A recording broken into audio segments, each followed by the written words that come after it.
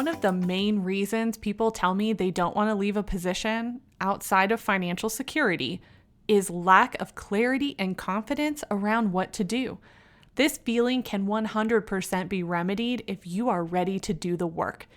There is no quick fix to finding a job or advancing in your career, but being strategic and doing the work will pay off. If you're ready to work, let's go. This is one episode in a 20-episode season designed to provide career foundations for experienced professionals. We are going to give you the tools to find clarity and confidence, help you with your resume, give you simple interview strategies, known job search strategies, negotiation tactics, and more, all with an experienced professional in mind. My name is Julia, and I'm the career strategist behind the Ride the Tide Collective podcast, where we equip ambitious professionals to strategize and take action to advance their career.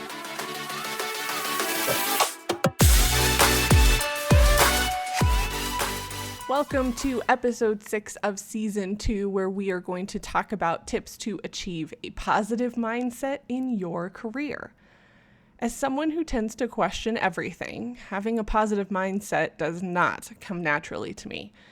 It doesn't mean I'm not a positive person or can't have positive thoughts, but my need to continually improve sometimes keeps me from enjoying the positive moments. Anyone else with me on that? Am I alone? I know I'm not alone because I've met many people who are in a similar state of mind. Sometimes it's innate, other times it's circumstantial. Over the years, I've found that if my clients change their mindset, they would be able to succeed in their career, or at the very least, get to the next level. But it takes work. So many people are plagued with self-doubt and anxiety that keeps them from pursuing something more. They talk themselves out of what they want before they can even try for it. I am begging you, let's stop this practice. If you've been listening to my podcast, you know that I'm all about taking control and taking action in your career, and managing your mindset is key to being able to do this well. In order to get to and stay in a positive mindset, if this is something you struggle with, you need to first be able to define your current reality. Usually, if we slip into a negative mindset, it's because of something happening to us currently or something that has happened to us in the past that we can't let go. Take some time to evaluate for yourself where your negative mindset might stem from. Here's a hint.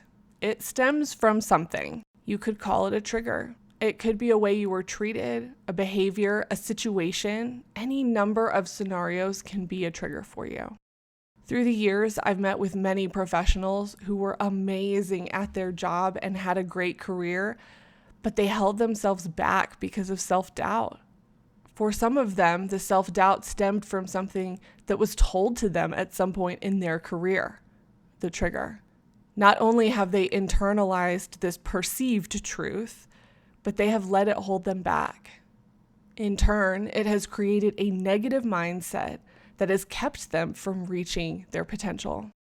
I remember in one position, I was told that I didn't have the leadership abilities to lead my area, but I was also made interim director. So you can imagine what that did to my already shaky internal voice at the time. We need you to fill this void, and we believe that you have the skills to do it, but you aren't ready to lead. Yeah, okay. This totally makes sense. Needless to say, it was a very confusing season that led to a lot of questioning and self-doubt. The feedback that I received stuck with me for a while, but eventually I let it go because when I left the company, I ended up leading my area and no one ever doubted my capabilities in the new place. This is also an example of working for the right people. Find a manager and leader who appreciates and celebrates your skill set and doesn't make you feel less than in your role. All that to say, take time to evaluate why you have a negative mindset. It will take time to work through and manage, but figuring it out will make you hyper aware of when it happens in the future. Once you figure out those triggers or incidents from the past, you will want to reframe them. This work is not easy. This requires you to have a high level of empathy and understanding for the person or situation that did you wrong. In some cases, it might be yourself. For the example I gave, I had to evaluate the person who gave me the feedback and ask myself if they were right. In some areas, they were, but in other areas, they weren't. I own the areas I needed to grow in and made that a priority in my next position. I also looked at the person who gave me the feedback and I reframed my view of them and their position. I asked myself what pressures they may have had and what decisions they needed to make. I even evaluated some of the sociological impacts they may have encountered because of who they were. This was not something I did overnight. I was angry, and it took me a long time to find my peace. But when I did, it was the best feeling. Letting go of the negative mindset set me on a different path. So much so that my husband and close friends even noticed changes in my mood, attitude, and behavior. It's amazing what a little positivity does for your soul. While you are going through this evaluation and reframing the situations, sometimes you have to choose joy. Sometimes you have to be positive even when you aren't close to it. What does this look like? It's being able to evaluate your mindset in the moment to determine if it is inherently positive or negative. If it's negative, you have to force yourself to articulate the positive. In doing this, you can see a silver lining, and ultimately, you start to view situations more positively and can do this work much quicker. One of the things that I do to choose positivity on a daily basis is I write in a gratitude journal. So that is something that I would consider if this idea is hard for you. But please hear me when I say, not everyone deals with this. Some people always see the positive and have a natural positive mindset, which I absolutely envy.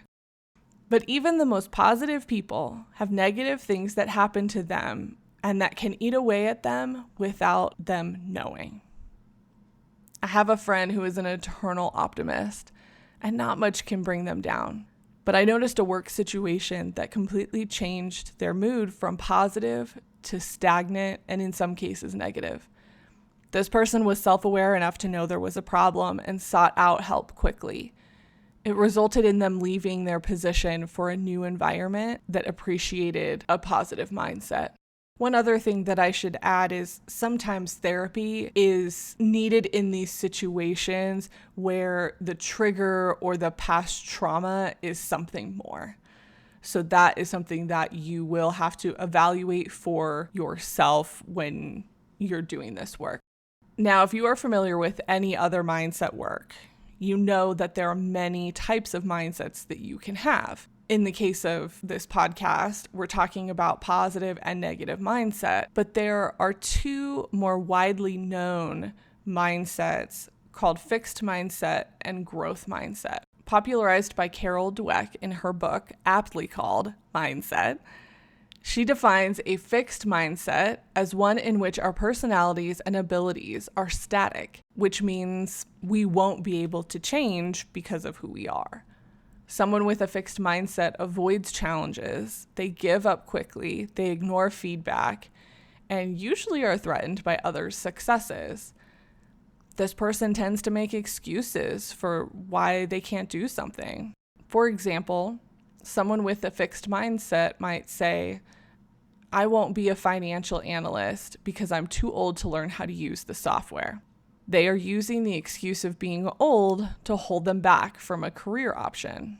Someone with a growth mindset would look at the same situation and say, I want to be a financial analyst, and I don't know the software yet, but I'm ready to learn no matter how long it takes. In a growth mindset, your intelligence and capabilities can be developed. It might look like having a desire to learn, embracing challenges, persistence, learning from feedback, and overall believing that you can learn and accomplish anything you set your mind out to do. People who embrace a growth mindset are set up to manage and advance in their career at a much higher rate because they believe they can do a job whether they have the skills yet or not. They believe they can learn and they are motivated by it. Professionals who have a growth mindset tend to also be happier because they have hope and drive. In a fixed mindset, you are using blame and excuses to justify your lack of career advancement. Which mindset do you have right now? In some cases, we might be in a fixed mindset because of a situation that happened that has made us doubt our abilities. This goes back to the work I mentioned earlier, getting to the root of what is making you unhappy or negative. While on the surface, the idea might seem simple, positive or negative, growth or fixed. But the work to get to a positive and growth mindset can be complicated and take time. Give yourself time and space to evaluate and take action on your mindset so you can manage it well moving forward. Thank you for listening to this week's episode. If you would like to continue this conversation or ask any questions, please connect with Ride the Tide Collective on Instagram, LinkedIn, or Facebook.